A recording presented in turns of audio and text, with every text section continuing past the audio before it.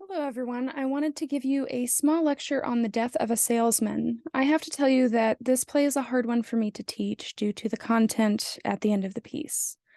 This has been the standard play taught for this course since I started with Peru, and as such, it continues to be taught today. I issue this warning that there is talk of suicide in this piece. Please be gentle with yourself if you or a loved one has had thoughts of suicide or has had a personal experience with suicide. If this is the case, please do seek help. If you need, please reach out. I would be more than happy to connect you with some resources. The reason I keep this on the curriculum is because of the sensitive nature of the piece. There's been a spike in mental health issues, especially since the pandemic, and the only way to destigmatize these issues is to talk about them. Literature helps to offer us a safe space to have those discussions about the fictional characters. And while they might be fictional characters, sometimes these works of fiction are how we find ways to process our own struggles with these same issues. For this lecture, I will cover the themes of the play, and then we'll look at the historical context. There are four major themes for this drama. You will use the last of these for the mini paper. The first three really contribute to the creation of the final theme and Willie's attitude towards it. The first theme is that of appearance versus reality. If you stop and think about the play, you will want to consider the appearance of events to the characters versus the reality of the situation. For this, think of Willie and his flashbacks. Some of these past events he recalls are completely fabricated. He also has these imagined conversations with his deceased brother Ben. These denote a slip of reality. Then you have Happy and Biff. They have the same sort of tendencies as their father to concoct these grand schemes, which leads them to think that they are above the other characters and people.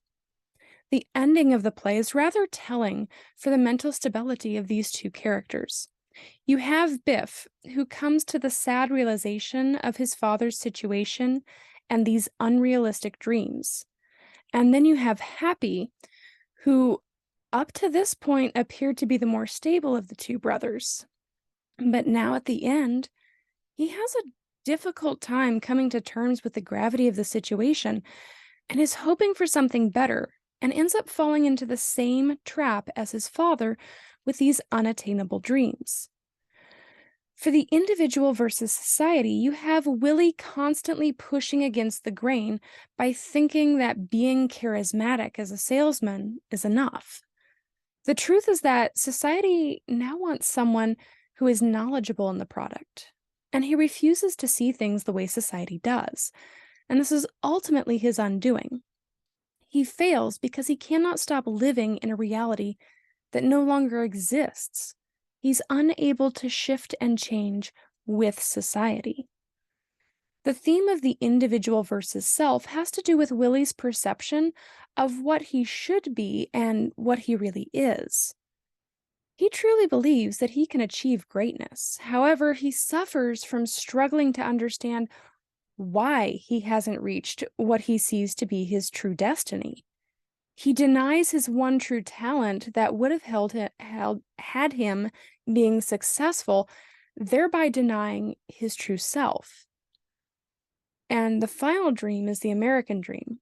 Now, the American dream is defined as a happy way of living that is thought of by many Americans as something that can be achieved by anyone in the US, especially by working hard and becoming successful. And this comes from the Merriam-Webster Dictionary. This deep-rooted belief started during the colonization of the American continent when immigrants came into the colonies for a fresh start. It was further entrenched in American culture during the Industrial Revolution, as those who found success were said to have started from nothing. In the 1920s, it was embodied by Henry Ford, the founder of the Ford Motor Company, who created the assembly line to increase production and profitability. However, by the 1940s, when this drama is taking place, things have drastically changed. You could no longer rely on your charisma to talk your way to the top. Instead, you had to be specialized in your skills, and this was the new belief in hiring people for various jobs. For Willie, his brother Ben and the salesman Dave Singelman are the ideal embodiment of the American dream and what keeps him in this misguided belief that if he just keeps trying, he will find success. The sad truth is that Willie lacks the skills that are sought by employers, and instead of pursuing what he is actually good at, he just keeps forcing an aspect that he cannot attain. And this is what causes him to feel like a failure. The truth of this time period is that although the country saw a great boom economically, the poorest among the country did not. If anything, there were measures in place that made it almost impossible for anyone to get ahead. Happy and Biff are meant to represent this portion of the population. Let's do a compare and contrast of 1949 to today. In post-World War II, there was an economic boom that combined with advertising brought about the revitalization of the American dream. Today, because of the state of the economy, uncertainty and instability in certain regions as well as industries, there's actually a cynicism and doubt centered around the American dream. Post-World War II, Germany was split in twain. There was East Germany and West Germany. West Germany was under Soviet rule. Today, Germany is reunified. This showed an increase in both the economic and cultural stature of the world.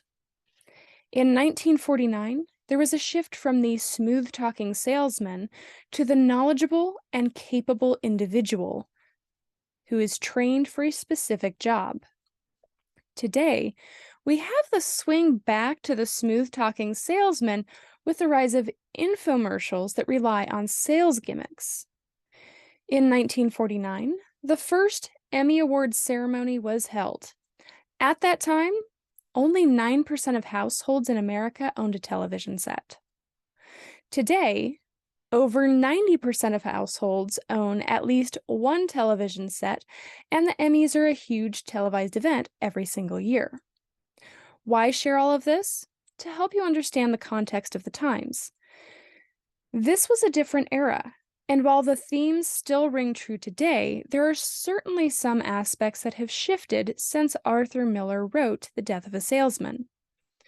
I hope that this has been helpful in allowing you to understand a little bit deeper some of the themes for Death of a Salesman so that you can write a well-constructed discussion board and have great discussions and to construct your mini paper.